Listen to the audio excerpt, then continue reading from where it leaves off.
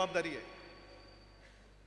ज्या अशा रणरागिण्या आणि जे माझे लाख मोलाचे बांधव स्वतःच्या जीवाची पर्वा न करता शिवसेना प्रमुखांच्या आदेशावरून जीव द्यायची ज्यांची तयारी असते अशांना प्राणापलीकडे जपणं हे माझं कर्तव्य आहे. त्यांना न्याय मिळवून देणं हे माझं कर्तव्य आहे.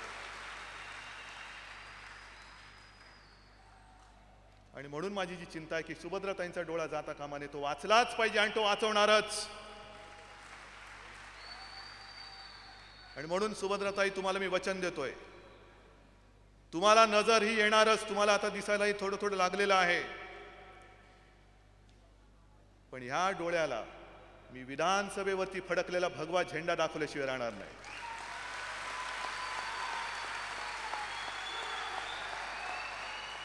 आजपर्यंत तुम्ही जे कष्ट केलेत, आजपर्यंत तुम्ही जे आंदोलनं केलीत, जे तुम्ही रक्त सांडलं, त्या कष्टाचं चीज मला करायचं आहे. आणि आपण सगळ्यांनी शिवसेना प्रमुखांच्या आशीर्वादाची ताकद आपल्या विरोधकांना दाखवून द्यायची आहे. अनेक माणसं काँग्रेस आपली फोडते, फोडू दे.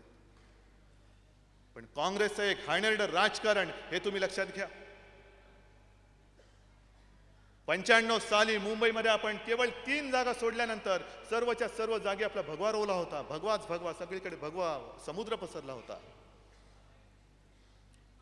आणि ज्या वेळेला काँग्रेसच्या हे लक्षात आलं की हिंदुत्वाची ही वज्रमुठ आपले दात पाडते, तेव्हा पहिल्या प्रथम काँग्रेसने जर काही केलं असेल तर हिंदूंची एकजूट फोडली. मराठी अमराठी असा वाद लावला. पडले, बळी पडणारे बळी पडले, हिंदू फोडले. आणि आता सुपारी देऊन मराठी माणसाची एकजूट फोडतायत हे तुम्ही लक्षात घ्या. आम्हाला कोणाची भीती वाटत नाही.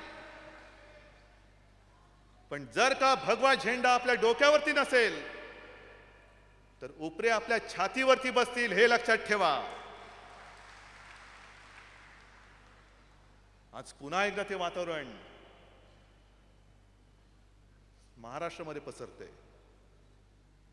सर, तुम्ही मागाशी उल्लेख केलात, एक 2-4 दिवसापूर्वी याची एक बातमी चालली होती की शिवसेना भवनवरचा शिवसेना प्रमुखांचा फोटो काढा. कोणाची हिम्मत आहे? कोणाची हिम्मत आहे शिवसेना भवनवरचा शिवसेना प्रमुखांचा फोटो काढण्याची? आणि शिवसेना भवनवरती शिवसेना प्रमुखांचा फोटो नाही तर काय आक्षेप घेणाऱ्यांच्या वडिलांचा फोटो लावायचा? नाही चालणारी दादागिरी. इकडे शिवसेना प्रमुखांचा फोटो चालणार नाही. मिरजेमध्ये अफजल खानाचा कोथळा काढला, हे चित्र काढायला लावलं. आपल्याला शिवशाहीचं सरकार आणायचं एवढ्याच साठी अफजल खानाची किंबहुना अफजल खानाचा कोथळा काढणाऱ्या शिवरायाचा हा महाराष्ट्र आहे. या महाराष्ट्रामध्ये राहतील ते फक्त शिवप्रेमी राहतील. अफजल खानाचे प्रेमी त्यांनी पाहिजे तर पाकिस्तानात चालते व्हावं. त्यांना महाराष्ट्रामध्ये स्थान नाही, जागा नाही. नवे आम्ही त्यांना हाकलून दिल्याशिवाय राहणार नाही. पण सरकार म्हणून कुठे? संपूर्णपणे तिकडे बघत होतो आपण. जात्यंद पोलिसांच्या गाडीवरती थयाथया नाचतायत आणि जयंत पाटील असतील, शरद पवार असतील, अशोक चव्हाण असतील, सगळे काँग्रेसवाले शेपट्या घालून घरामध्ये बसलेत. आम्हाला जात्यंद म्हटलं जातं, आपल्याला धर्मांध म्हटलं जातं. आपण हातात भगवा घेतो आहोत म्हणून आपण जात्यंद, आपण धर्मांध. आज शेतकऱ्यांसाठी शिवसेना आंदोलन करते तरी शिवसेना जात्यंद.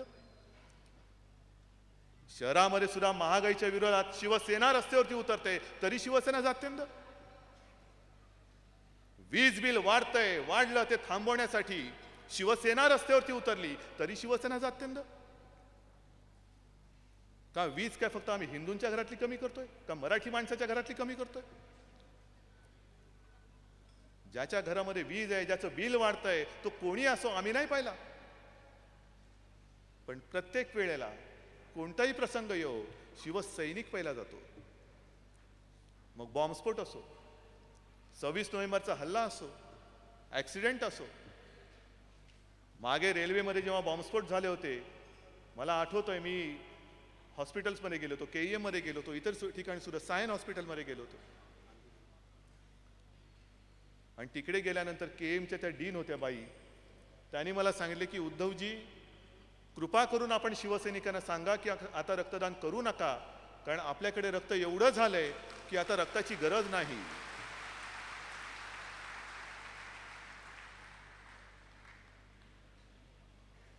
तिथे आम्ही बघत नाही की आम्ही दिलेलं रक्त हिंदूच्या शरीरात जातंय की दुसऱ्या कोणाच्या शरीरात जातंय. आणि असं हे रक्ताचं नातं मुंबईशी जोडलेलं आपलं असल्यानंतर जे आपल्यावरती आरोप करतायत त्यांना काय अधिकार आहे आपल्यावरती जात्यंध किंवा आणखीन काय आरोप करण्याचे.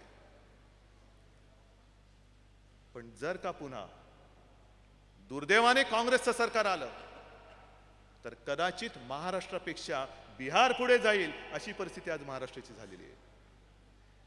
आणि म्हणून तुम्हाला सावध राहायची गरज आहे. ही जी काय तोडफोड आणि भंगारवाले आपली आपली दुकानं प्रत्येक गल्ली गल्लीमध्ये मांडत आहेत, त्यांना चोख उत्तर देण्याचं काम तुम्ही केलं पाहिजे. तुम्ही आणि तुम्हीच ते काम करू शकता.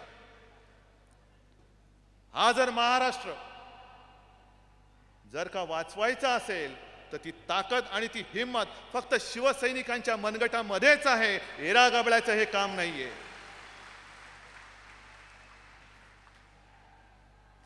महापालिकेच्या वेळेला सुद्धा मी म्हटलं होतं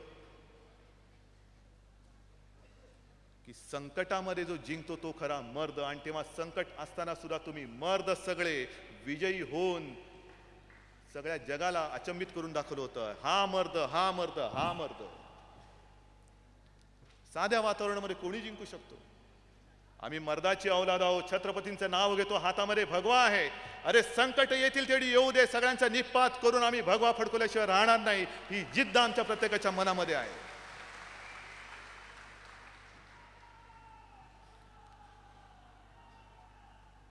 आणखीन एक लक्षात ठेवलं पाहिजे, ही निवडणूक आल्यानंतर जातात इकडचे लोक तिकडे, तिकडचे लोक इकडे. आता सुद्धा आपल्यामध्ये आले, पण हे कोणतीही अपेक्षा ठेवून नाही आले.